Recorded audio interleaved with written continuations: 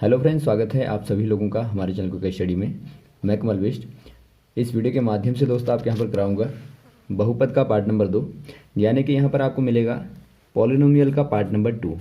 इससे पहले दोस्तों पार्ट नंबर 1 में हमने बहुत सारी चीज़ें पढ़ी थी, यानी कि जो छोटी छोटी चीज़ें होती हैं बहुपद के बारे में, हम कैसे उसको आइडेंटिफाई करते हैं या फिर वहाँ पर उसकी पावर क्या होती है, उसके कोफिशिएंट क्या होते हैं, और भी यहाँ पर हमने उनके टाइपों को भी पढ़ा था। तो यदि आपने शुरू वाली वीडियो ना देखी हो तो आप ज़रूर देख लें ताकि आपको इसका बेसिक पता लग जाए। तो यहाँ पे देखिए पार्ट नंबर 2 में आज हम दोस्तों कुछ पॉइंटों को पढ़ेंगे जो हमने यहाँ पर नोट किए हैं। यहाँ पर साथ ही आज हम एक बहुपद का जो कि रैखिक होगा या फिर द्विघात होगा उसका मूल निकालना भी देखेंगे, यानी उनके शून्यांकों को यानी कि जीरोज़ को निकालने की बात करेंगे। तो आराम से आप शुरू से लेके देखें वीडियो को आखिर तक, और इत्मीनान से दोस्तों एक कॉपी और पेन लेके लगातार नोट्स करते रहें। तो शुरू करते हैं। देखिए थोड़ा सा पीछे का रिवाइज करते हैं। हमने देखा था दोस्तों बहुपद क्या होता है। यहाँ पे देखिए पहला शुरुआत में हमने एक थोड़ा सा एग्जाम्पल लिया है ताकि आपका पीछे का रिवाइज हो जाए। निम्न में से बहुपद कौन है, यानी कि आपको पॉलिनोमियल बतानी है, इनमें से कौन है। तो यहाँ पर आप देखते हैं पहला आपको दिया है 1/x या 1/x+1। सेकंड वाला आपको दिया है रूट्स n(x), और तीसरा दिया है x⁻⁻4 + 3x², और चौथा दिया है 3x+5। तो यहाँ पर आप देखते हैं जो पहला वाला है, यहाँ पे यदि आप देखें 1/x को, तो ये दोस्तों आपका होगा x⁻⁻1। और यहाँ पर आपको मालूम है यदि चर की घात यानी वेरिएबल की घात माइनस में होती है, नेगेटिव होती है, तो ये कभी भी एक बहुपद नहीं होता है। सेकंड वाला रूल कहता है जो बहुपद होता है दोस्तों उसकी घात कभी भी रूट में नहीं हो सकती, क्योंकि रूट में होगी तो आप देखोगे पावर यहाँ पे फ्रैक्शन में आ जाएगी, यानी कि पावर यहाँ पे दोस्तों रैशनल नंबर आ जाएगी। लेकिन एक रैशनल नंबर दोस्तों बहुपद की पावर चर की पावर नहीं हो सकती, यानी एक बहुपद में चर की पावर रैशनल नंबर यानी कि प्रमेय संख्या नहीं होनी चाहिए। अगला देखिए, अगला भी आपको सेम ही दिया है। आपको दिख जा रहा है कि 4 यहाँ पर -4 यहाँ पर पावर है जो कि नेगेटिव पावर है और ये संभव नहीं है। और आपको डी वाला दिखता है 3x+5। तो यहाँ पर आप देखते हैं चर की घात 1 है दोस्तों, और ये आपका रैखिक बहुपद का एग्जाम्पल है। तो ये चीज़ें आपको ध्यान देनी है, और साथ में ध्यान देना है कि बहुपद में बराबर भी नहीं होता है। जैसे कि आपका 3x+5 पे यदि आप =9 जोड़ दें तो यहाँ पर ये दोस्तों समीकरण को दिखाता है, ना कि बहुपद को। तो ये आप ध्यान देंगे। तो यहाँ तक आपको क्लियर होगा जो बहुपद हैं वो कैसे होते हैं दोस्तों। वो आपके बीजीय व्यंजक होते हैं, यानी कि चर और अचर से मिलकर बने होते हैं, और यहाँ पर उनकी पावर जो है नेगेटिव नहीं हो सकती, रैशनल नंबर नहीं हो सकती, और उनका जो शुरू वाला कोफिशिएंट है, शुरू वाले जो चर का कोफिशिएंट है वो 0 नहीं हो सकता। यदि आप इन जनरल बात करें दोस्तों तो बहुपद का देखिए सामान्य रूप क्या होता है, जो जनरल फॉर्म होता है, जनरल फॉर्म को ही आप समझ लेंगे ताकि आपको सारे एग्जाम्पल क्लियर हो। जनरल फॉर्म जो होता है पोलिनोमियल का px, यानी कि पोलिनोमियल इन x वेरिएबल। इसका मतलब है दोस्तों बहुपद जो कि x चर में है, यानी एक ही चर में हम देख रहे हैं यहाँ पे इस वाले इक्वेशन में an x⁻n plus an-1 x⁻n-1 plus an-2 x⁻n-2। ऐसे ही आप जाएंगे a1 तक जहाँ पे x⁻1 आ जाएगा, और a0 जहाँ पे x⁻0 यानी कि 1 हो जाएगा। तो यहाँ पे दोस्तों पहला वाला जो x⁻n का कोफिशिएंट है यानी गुणांक है a⁻n, ये आपका n आपका कभी भी दोस्तों शून्य नहीं हो सकता, यानी इसको आपको कंडीशन देनी पड़ेगी, जो पहला वाला गुणांक होता है वो शून्य नहीं हो सकता।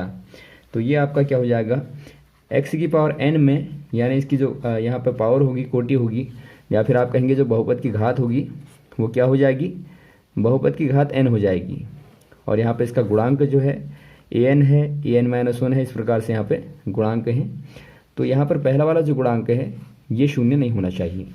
तो ये कंडीशन होती है, और सारी पावरें आप देखेंगे दोस्तों n यहाँ पे क्या होगा, n यहाँ पे पॉजिटिव नंबर होगा हमेशा, या फिर आप कह सकते हैं n यहाँ पे दोस्तों क्या होगा 0 से लेके 1 2 3, यानी एक प्रकार से एक पूर्ण संख्या होगी। तो यहाँ तक आपको क्लियर होगा। जनरल फॉर्म के अकॉर्डिंग आप यहाँ पर नंबर चेंज करेंगे तो आपको बहुत सारे बहुपद यहाँ पे मिलते रहेंगे। यदि आप यहाँ पे एक चर की जगह पे 2 चर ले लेंगे तो आप इसको कहते हैं 2 चरों में बहुपद। 3 चर ले लेंगे तो आप इसको कहेंगे 3 चरों में बहुपद। तो इस प्रकार से बढ़ता रहता है। और वैसे घातों के आधार पर, जैसे यहाँ पे n की पावर में बहुपद है, यदि आप n की जगह दोस्तों 1 ले लें तो ये कुछ आपका 5x+2 टाइप का कुछ होगा, यानी ये रैखिक होगा। जहाँ पे घात 1 होती है आप इसको रैखिक कहते हैं। 2 वेरिएबल में होगा तो आपका इसको आप ऐसे कर सकते हैं। और वैसे आप 3 वेरिएबल में देखेंगे तो यहाँ पर आपका z भी एक आ जाएगा, यानी कि एक और वेरिएबल आ जाएगा। और घातों पे आप देख लेंगे, 1 घात होगी तो रैखिक, 2 घात होगी तो द्विघात बहुपद, 3 घात होने पर त्रिघात बहुपद। इस प्रकार से लगातार घातों के आधार पर बढ़ता जाएगा। अब इसके बाद हम देखते हैं दोस्तों, आज खास तौर पर जो मेन हम फोकस करेंगे, आज का जो हमारा मेन यहाँ पर टॉपिक है, बहुपद के शून्यांक निकालना, यानी कि जीरोज ऑफ पॉलिनोमियल क्या होता है। इसको देखिए दोस्तों, पहले हम समझेंगे जो बहुपद के शून्यांक हैं क्या हैं वो, यानी बहुपद के शून्यांक, बहुपद के शून्यांक। शून्यांक आपको नाम से ही लग रहा होगा, यानी जीरोज ऑफ पॉलिनोमियल, आपको नाम से ही लग रहा होगा दोस्तों। ऐसा यहाँ पर बहुपद का मान, बहुपद में चर का ऐसा मान जहाँ पे पूरे बहुपद का मान शून्य हो जाए। फॉर एग्जांपल यहाँ पे देखिए, आपके पास में कोई पॉलिनोमियल है x, px बराबर 5x+9 है। यहाँ पर आप x का कोई ऐसा मान ले लें k, जहाँ पे पॉलिनोमियल का मान k रखने पे शून्य हो जाए। तो इस वाले k को आप क्या कह देंगे, इस वाले पॉलिनोमियल का शून्यांक कह देंगे। यानी शून्यांक कहने का मतलब है जिस वैल्यू को रखने पे बहुपद का मान शून्य हो जाए। अब इसको आप देखिए ग्राफिकली समझेंगे दोस्तों, थोड़ा सा अच्छे से यहाँ पे समझेंगे। यहाँ पे देखिए, जैसे कि यहाँ पे आप ये वाला देख रहे हैं, पहला वाला, ये एक्स तल है, यानी कि आपका एक्स अक्ष है, और ये आपका वाई अक्ष है, और यहाँ पर आपका मूल बिंदु है। यहाँ से रेखा है, रेखा का समीकरण आपको दिया होगा कुछ y = mx टाइप का होगा, mx+c टाइप का। और आप यहाँ पे देख रहे हैं ये मूल बिंदु से होकर नहीं जा रहा है, यानी एक प्रकार से यहाँ से शुरू हो रहा है दोस्तों। तो आप क्लियर देख रहे हैं यहाँ पे x पे कहीं भी ग्राफ नहीं काटता है, और x पे कहीं भी नहीं काटेगा तो इसका कोई भी शून्यांक नहीं होगा, क्योंकि शून्यांक कहने का मतलब होता है x का वह मान जहाँ पर y शून्य हो। तो यहाँ पर x को काट ही नहीं रहा है, तो यहाँ पर x का तो कोई मान ही नहीं है। तो आप यहाँ पर कह देंगे इस वाले समीकरण का यहाँ पर शून्यांक आपको 0 है, यानी कोई भी शून्यांक यहाँ पर आपको नहीं दिख रहा है। नेक्स्ट वाले में देख रहे हैं, यहाँ पर मूल बिंदु से होकर रेखा जाती है, यानी x को दोस्तों यहाँ पर कहाँ काट रही है, 0 पर काटती है। एक ही जगह काट रही है, वो भी 0 पर काट रही है। तो यहाँ पर आप कह देंगे x का केवल एक ही मान है जहाँ पर y 0 है, और वो आपका x बराबर 0 है। यानी इस वाली रेखा का समीकरण जो होगा, वहाँ पर यदि आप x बराबर 0 पुट कर देंगे तो y का मान भी आपको 0 प्राप्त होगा। यानी यहाँ पर आपका कांस्टेंट कुछ भी नहीं होगा, आप इसको रखेंगे ऐसे कुछ इक्वेशन का टाइप, कुछ y = mx टाइप होगा। और जैसे आप x बराबर 0 रखेंगे तो y भी आपका 0 हो जाएगा। तो यहाँ पर आपने देखा एक शून्यांक इस वाले बहुपद का मिलेगा। यहाँ पर आप देखते हैं ये रेखा कुछ ऐसे जाती है, थोड़ा सा नेगेटिव में, नेगेटिव साइड पे। यहाँ पर देखिए जो x अक्ष है इसका धनात्मक यहाँ पर डायरेक्शन होता है, बाईं तरफ जाएंगे यानी कि आप लेफ्ट में आएंगे तो ये ऋणात्मक होता है। ऊपर जाने पर y धनात्मक, नीचे जाने पर y ऋणात्मक होता है। तो यहाँ पर देखिए दोस्तों, यहाँ पर जो रेखा है कहाँ पर काटता है x अक्ष को, x अक्ष को नेगेटिव पॉइंट पर काटता है, इस वाले पॉइंट पे। तो इस वाले पॉइंट पे जो भी वैल्यू होगी माइनस में x की, वो क्या होगी दोस्तों, इस वाले बहुपद का शून्यांक होगी, क्योंकि इस वाली वैल्यू पर, पर्टिकुलर इस वाली वैल्यू पे y का मान आपको 0 मिलेगा। क्योंकि आपको मालूम होगा जहाँ भी आप देखेंगे इस वाले पॉइंट पे, यानी कि x अक्ष पर जहाँ भी देखेंगे वैल्यू को, y की वैल्यू को, y का मान हमेशा यहाँ पे क्या होगा, 0 होगा। यहाँ पर y दोस्तों हर एक पॉइंट पर 0 होगा। और वैसे ऊपर को यदि आप देखेंगे y अक्ष पे हमेशा ही जो x होगा वो 0 होगा। इसलिए इस वाली रेखा का समीकरण कहा जाता है y बराबर 0, इस वाली रेखा का समीकरण कहा जाता है x = 0। तो इसका मतलब यही है। लेकिन हमें यहाँ पर देखना है जहाँ पे x के निर्देशांक 0 होंगे वही हमारा 0 होगा। तो अब यहाँ पे देखिए दोस्तों, लास्ट वाला ग्राफ देखिए। यहाँ पर आप देखते हैं x अक्ष को यहाँ पर काटता है ग्राफ, एक यहाँ पर काटता है, एक यहाँ पर काटता है, एक यहाँ पर काटता है, यानी 1 2 3 4 पॉइंटों पे यहाँ पर आप देखते हैं काटता है। तो यहाँ पे क्या हो जाएगा दोस्तों, 4 पॉइंटों पर काटने से यहाँ पे x के ऐसे 4 मान होंगे, कुछ a1 a2 a3 a4 type के, जहाँ पर y का मान आपको शून्य मिलेगा।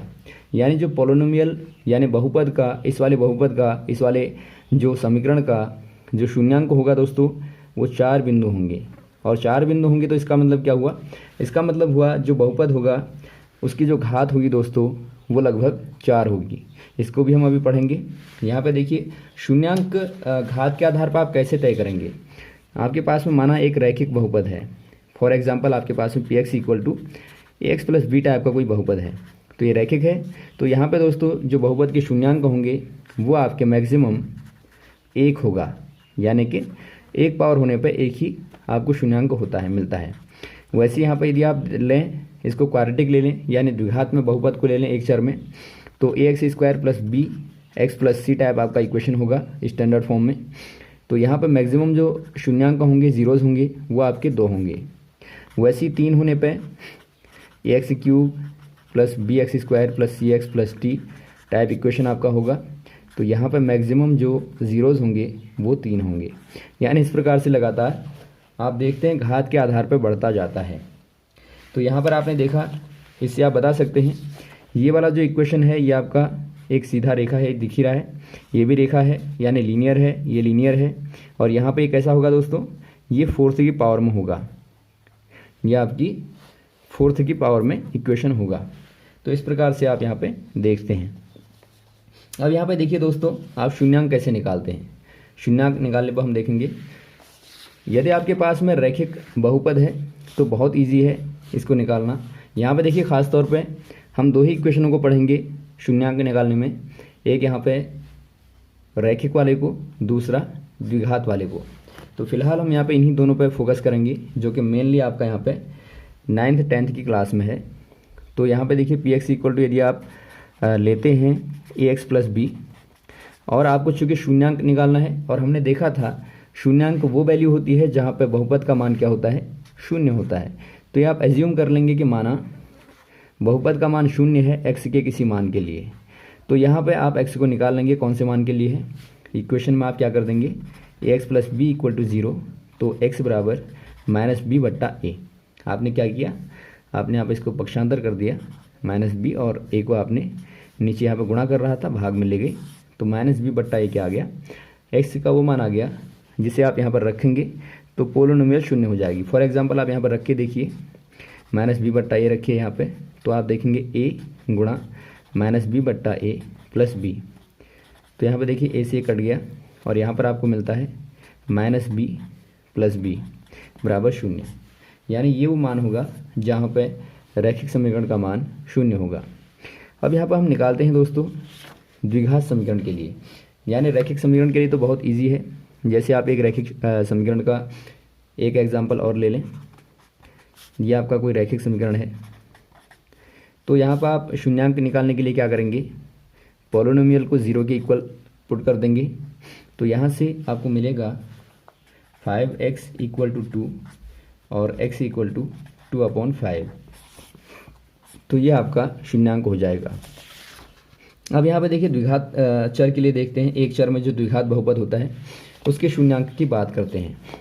यहाँ पे देखिए दोस्तों, जो एक चर में द्विघात बहुपद होते हैं शून्यांक, इसकी 2-3 मेथड हैं। तो आपको तीनों मेथडें यहाँ पर बताएंगे, आराम से आप देखेंगे। यदि आप तीनों मेथडों का यहाँ पर निकालना सीख जाएंगे तो ये आपका हर एक क्लास में आपका मैथमेटिकली काम में आएगा। तो यहाँ पर देखिए शुरू वाली जो मेथड है वो आपकी हम पढ़ेंगे। पहले एक चर में द्विघात बहुपद के शून्यांक निकालना। एक चर में द्विघात बहुपद के शून्यांक, इसमें जो पहली मेथड होगी दोस्तों वो हम पढ़ेंगे गुणनखंड विधि। गुणनखंड विधि यानी कि आप इसको कहते हैं फैक्टराइजेशन मेथड। यानी आपको यहाँ पे फैक्टर्स करने पड़ते हैं, उसके अकॉर्डिंग आप मान को निकालते हैं। यहाँ पे देखिए इक्वेशन को हम लेंगे, इसके अकॉर्डिंग ही आपको करना होगा। इसकी स्टैंडर्ड इक्वेशन जो होती है दोस्तों द्विघात समीकरण की, वो होती है A X squared plus B X plus C. अब यहाँ पे देखिए, माना आपने कोई इक्वेशन ले ली 4x square plus 12x plus 5। अब आपको शून्यांक निकालने हैं। तो पहला काम क्या करेंगे, ज़ीरोज़ निकालने के लिए for zeros P X equal to zero, यानी आप इसको ज़ीरो पुट करेंगे पहले स्टेप पे, 4x² plus 12x plus 5 equal to zero. ये आपका स्टेप नंबर 1 हो गया। आप ध्यान से देखेंगे आप स्टेपों के अकॉर्डिंग, यदि आप समझते हैं तो आप इससे बहुत ही आसानी से निकाल सकते हैं। स्टेप नंबर 2 में क्या करना है आपको, यहाँ पर दोस्तों ध्यान देंगे आप, जो भी यहाँ पे x² का गुणांक होगा, यानी एक प्रकार से बहुपद का गुणांक होगा, उसका गुणा आप इसके जो अचर संख्या है यानी जो अचर टर्म हुआ है यहाँ से गुणा कर देंगे। यहाँ पर आपने देखा था ax² plus bx plus c, यहाँ पर इसका स्टैंडर्ड फॉर्म होता है, जहाँ पर a b c कॉन्स्टेंट हैं, और जो ये वाला पद है दोस्तों आप इसको अचर पद कहते हैं, यानी कॉन्स्टेंट टर्म कहते हैं। यहाँ पर इसके साथ में कोई वेरिएबल नहीं होता है, तो आप यहाँ पर कॉन्स्टेंट टर्म को इसके कोफिशिएंट के साथ गुणा कर देंगे। जो बहुपद का गुणांक होगा ये अधिकतम घात वाला, आप उसको गुणा कर देंगे नियत टर्म के साथ में, यानी कि अचर पद के साथ में। तो यहाँ पर 5 गुणा 4 करेंगे तो कितना आ जाएगा, 5 को 20 आएगा। अब 20 के आपको ऐसे गुणनखंड करने हैं, ऐसे फैक्टर करने हैं कि जोड़ने के बाद में, यहाँ धन है तो यहाँ पे देखेंगे जोड़ने के बाद, अगर यहाँ पर ऋण होगा तो घटाने के बाद, तो जोड़ने के बाद आपका ये वाला गुणांक मिले, यानी कि 12 यहाँ पर आपको प्राप्त हो। ये x का गुणांक है, ये x का स्क्वायर का गुणांक है। तो यहाँ पे देखिए दोस्तों 20 के ऐसे गुणनखंड करने हैं, जोड़ के आपको 12 मिले, गुणा करके 20 मिले।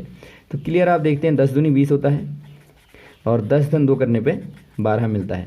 तो क्या करेंगे आप, आपको कुछ नहीं करना है, और आप शुरू वाले टर्म को ऐसे ही लिखेंगे, बाद वाले टर्म को ऐसे ही लिखेंगे, और ब्रैकेट लगा के x को भी ऐसे ही लिखेंगे। इस वाले को चेंज कहाँ करना है, केवल 12 को दोस्तों आपको बांट देना है 10 प्लस 2 में, इतना आपको चेक करना है। और इसका रूल ऐसे होगा कि आप कोई भी नंबर नहीं लेंगे, जैसे 12 तो आपका होता है, आप 6 प्लस 6 करेंगे तो भी 12 मिलता है, यदि आप 8 प्लस 4 करेंगे तो भी आपको 12 मिलेगा, लेकिन इनको आप नहीं लगाएंगे, आप इसी को लगाएंगे जो इस वाले रूल को फॉलो करेगा। तो यहाँ पर देखिए, यहाँ पर आपने लिया 4x² प्लस x का गुणा कर देंगे, अंदर ब्रैकेट लगा है तो आपको मालूम है ब्रैकेट के हर एक टर्म के साथ में x गुणा कर लेगा, 10x प्लस 2x हो जाएगा, प्लस 5 हो जाएगा, इक्वल टू 0 आप लगातार रखते रहेंगे।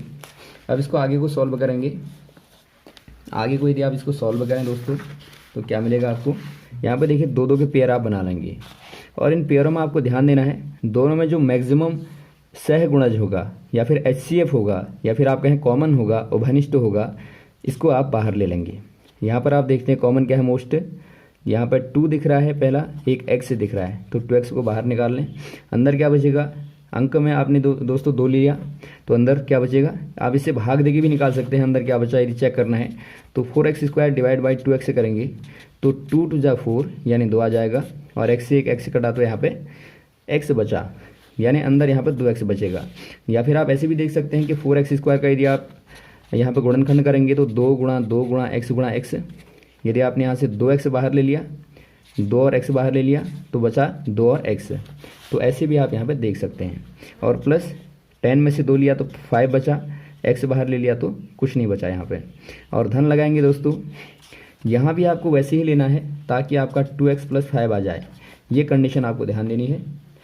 तो यहाँ पे देखिए दोस्तों 1 आप लेंगे क्योंकि पहले से बना हुआ है, तो 1 आप जब कोई कॉमन नहीं दिखेगा तो 1 आप ले लेंगे, तो इस प्रकार से आपका इक्वेशन बनेगा।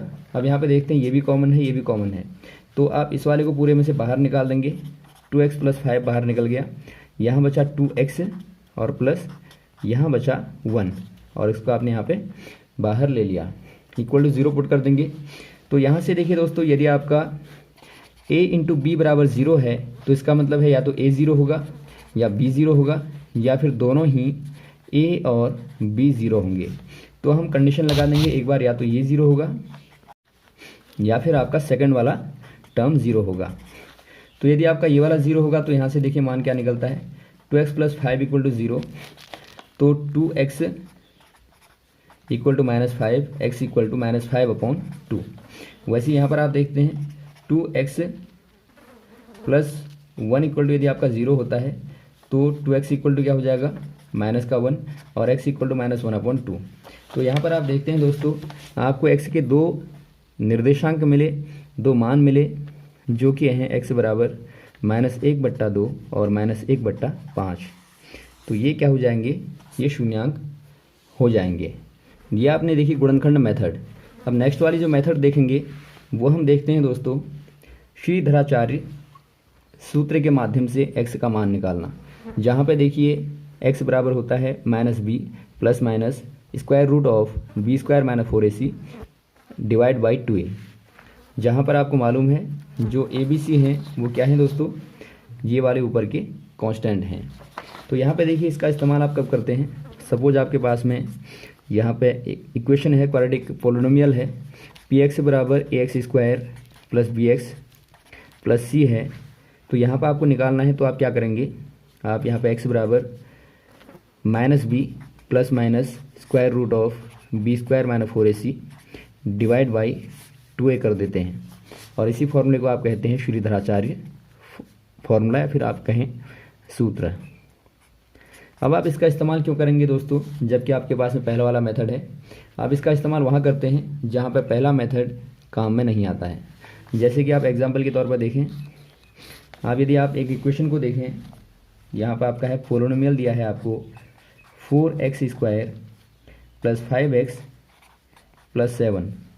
अब यहाँ पर आप देखते हैं यदि आप इनको गुणा करेंगे तो 7 को 28, तो 28 के ऐसे गुणनखंड जिनका जोड़ने पे तो आपको 5x मिले और घटाने पे क्या मिले दोस्तों, ना गुणा करने पे आपको 28 मिले। तो ऐसा कोई भी गुणनखंड आपको इसका नहीं दिखेगा। तो ऐसी वाले केस में क्या करोगे, ऐसे वाले केस में मूल तो निकालने हैं क्योंकि मूल तो होंगे ही, 2 मूल होंगे। तो ऐसे वाले केस में दोस्तों हम क्या करेंगे, हम इस वाली मेथड का आराम से यूज़ कर लेंगे। यहाँ पे देखिए क्या करेंगे, कुछ नहीं करना है हमें, इस वाली इक्वेशन को कंपेयर कर दें। तो कंपेयर करने पे देखिए a की जगह पर आपको क्या दिखता है, 4 दिखता है, b की जगह पे 5 दिखता है और c की जगह पे, और यहाँ पे दोस्तों आपको c की जगह पे क्या दिखता है, 7 दिखता है। अब यहाँ से आप क्या करेंगे, फॉर्मूला लगा देंगे x बराबर -b, यानी कि माइनस का जो b है वो आपका दोस्तों क्या हो जाएगा, -5 plus minus root B square यानी 5 का स्क्वायर माइनस 4a और c की वैल्यू 7 है डिवाइड बाई 2a। इनको आप हल कर देंगे, -5 plus minus square root of 5 25 minus, आप इसको गुणा करेंगे 4 को 16 और 16 सत्ते होगा 112 डिवाइड बाई 8 कर देंगे। यहाँ पर आपको मिलेगा -5 प्लस माइनस, अंदर घटाएंगे दोस्तों, माइनस का आपको मिलेगा 87 और डिवाइड बाई 8। तो यहाँ पर देखिए x के 2 मान आपको यहाँ पर मिलेंगे। यहाँ पर आप देख रहे हैं दोस्तों इसका कोई वर्गमूल, पूर्णतया वर्गमूल नहीं निकलता, तो आप इसको ऐसे ही रखेंगे और माइनस भी आपका है। ये एक प्रकार से आपका इमेजिनरी रूट है, यानी एक प्रकार से सम्मिश्र संख्या के रूप में आपको मिलता है, ये वास्तविक मान नहीं है। तो x बराबर दोस्तों आप एक बार धन ले लेंगे, -5 धन स्क्वायर रूट ऑफ -87/8। एक बार आप ले लेंगे -5 धन की जगह ऋण अंडर रूट -87/8। तो ऐसे केस में आप इस वाले मेथड का, यानी जो आपने श्रीधराचार्य का मेथड पढ़ा था, इस वाले मेथड से आप रूट को निकाल लेते हैं। अब देखिए दोस्तों हम यहाँ पे नेक्स्ट वाली मेथड पढ़ेंगे जो फाइनल मेथड है, यानी पूर्ण वर्ग बनाने की विधि। आप यहाँ पे देखिए दोस्तों, आप इसके एल्गोरिथम को समझेंगे। पूर्ण वर्ग बनाने की जो विधि है, यहाँ पे इक्वेशन तो आपका ऐसी फॉर्म में होगा, पहले px = ax square plus bx plus c के फॉर्म में। यहाँ पर आप क्या करेंगे, पहला काम आप करेंगे दोस्तों, आपका जो एक्स स्क्वायर का जो कोफिशिएंट है यानी गुणांक है, ये 1 होना चाहिए। यानी यदि आपका 1 नहीं है तो आप इसको क्या करेंगे, 1 बनाने के लिए पूरी इक्वेशन में a से डिवाइड कर देंगे। तो a से डिवाइड करेंगे तो आपको इस वाले फॉर्म में मिलेगा। उसके बाद आप क्या करते हैं, जो x का गुणांक है, कोफिशिएंट है, इसके आधे को वर्ग करके आप जोड़ते हैं, एक बार घटा देते हैं। तो इस प्रकार से आपका मिलेगा और उसके बाद आप इनको सेपरेट कर देते हैं 2 टर्म को, तो आपको दोस्तों ये वाला फॉर्मेट मिलता है। आप देखिए थोड़ा सा यहाँ पे, सपोज आपके पास में कोई पोलिनोमियल है px = 4x square plus 12x plus 5 = 0। तो शून्यांक निकालने तो 0 कर लेंगे आप यहाँ पे देखिए पहला स्टेप क्या है, स्टेप नंबर 1 कहता है यदि आपका एक्स स्क्वायर का कोफिशिएंट 1 नहीं है तो पहला आप काम क्या करेंगे, आप इसको 1 बना लेंगे। तो 1 बनाने के लिए क्या करना पड़ेगा, पूरी इक्वेशन में आपको 4x square plus 12x plus 5 = 0 में हर एक टर्म में आपको 4 का डिवाइड करना है। तो यहाँ पर हो जाएगा x square plus 3x plus 5/4 = 0। अब नेक्स्ट टर्म क्या करेंगे, स्टेप नंबर 2 में आप यहाँ पे देखेंगे जो x का कोफिशिएंट है इसका आधा करेंगे। 3 यहाँ पे गुणांक दिखता है आपको x का, ध्यान देंगे x के गुणांक को आपको पकड़ना है। 3 यहाँ पे दिखता है, 3 का बट्टा 2 करेंगे, फिर इसका स्क्वायर करेंगे तो ये आपको 9/4 मिलेगा। तो 9/4 को एक बार आपको जोड़ना है, एक बार घटाना है। तो यहाँ पे क्या करेंगे, x² plus 3x plus 5/4 plus 9/4 minus 9/4 बराबर 0। तो ये बन गया। अब क्या करेंगे आप दोस्तों, थोड़ा सा रीअरेंज कर लेंगे इसको। x² प्लस 3x प्लस 9/4 को एक साथ ले लेंगे और प्लस 5/4 माइनस 9/4 को एक साथ ले लेंगे। आप इसको हल करें। यहाँ पे देखिए दोस्तों ये फॉर्म बनता है x प्लस 3/2 का होल स्क्वायर, यानी आप इसको ओपन करेंगे a² plus b² plus 2ab से, तो आपको बिल्कुल यही वैल्यू यहाँ पर मिलती है। वैसे यहाँ पर आपको मिलता है माइनस का घटाने पे माइनस का 1, या फिर आप इसको कह सकते हैं माइनस के 1 का स्क्वायर बराबर 0। अब यदि आप गौर से देखें तो यहाँ पर आपको मिलता है a का स्क्वायर माइनस b का स्क्वायर, और इसका फॉर्मूला आपको मालूम होगा a plus B a minus B होता है। तो यहाँ पर आप क्या कर देंगे, a plus B a minus B, इसकी जगह पर सब्स्टिट्यूट करेंगे तो a की जगह पर पूरा टर्म यहाँ पे है, ध्यान देंगे आप, ये पूरा a है और ये पूरा b है। तो x प्लस 3/2 और प्लस 1 करना है आपको, और फिर यहाँ पर करना है a माइनस बी, यानी x plus 3/2 minus 1 equal to 0। तो यहाँ पर आप इसको हल करेंगे तो x प्लस 5/2 और यहाँ हल करेंगे x प्लस 1/2 इक्वल टू 0, और वही कंडीशन आप लगा देंगे दोस्तों, a dot b equal to 0 होगा तो या तो a 0 होगा या फिर ये 0 होगा। तो यदि आपका पहला वाला 0 है, x प्लस 5/2 आपका 0 है, तो यहाँ से x बराबर क्या मिलेगा, माइनस 5/2। यदि आपका x प्लस 1/2 0 है तो यहाँ से आपको मिलेगा x इक्वल टू माइनस 1/2। तो यहाँ से आप देखते हैं x के आपको 2 मान मिलते हैं, ये और ये। तो ये वाली मेथड दोस्तों बहुत ही इंपॉर्टेंट है, ये आपको आगे भी काम में आएगी जब आप यहाँ पे 11th-12th में इंटीग्रेशन पढ़ेंगे या फंक्शनों को पढ़ेंगे, या फिर आप इनको यहाँ पर क्वाड्रेटिक स्क्वायरिक फॉर्म में लाने की कोशिश करेंगे, फैक्टराइज करेंगे, तो वहाँ पे सारी जगहों पे इस वाली मेथड का बहुत ज़्यादा यूज़ होता है। तो आप इस वाली मेथड को अच्छे से यहाँ पर ध्यान में देंगे, दोबारा रिवाइज कर लेंगे ताकि आपको अच्छे से समझ में आ जाए। यहाँ पर 2-3 स्टेप हैं जिनको आपको जहन में रखना है, इसके आधार पर आप आराम से इसको निकाल लेते हैं। तो यहाँ तक के क्वेश्चन को तैयार करें दोस्तों, इसके बाद हम नेक्स्ट में कुछ और बहुपद के महत्वपूर्ण चीज़ों को आपको यहाँ पर जो बचे पॉइंट हैं उनको क्लियर कराएंगे। हमारे साथ भी बने रहिएगा। Okay, thanks. जय हिंद, जय भारत।